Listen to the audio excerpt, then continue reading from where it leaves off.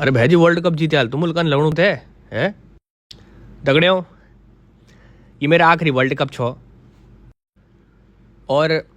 धन्य हो मेरा देवी देवताओं की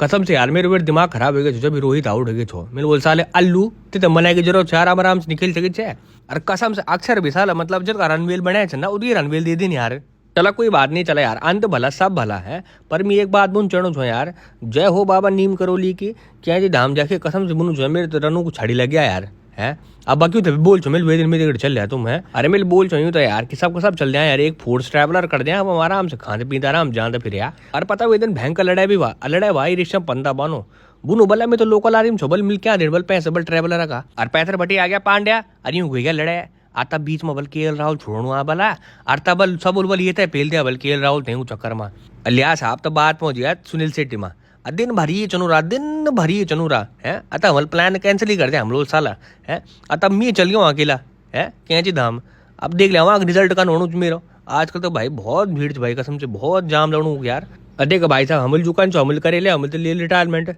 है अब जो बागडोर नया बच्चों का हाथ में भाई अरे कल्ला तो भाई आपू तो कल्ला अपने देशों तो कल्ला बड़े माँ बापू तो कल्ला अन्नी कला तो भाई ढूंगा तो ना रहो मेरे भले से तुम चलो भाई तो जय देवभूमि जय उत्तराखंड जय बद्री विशाल धन्यवाद।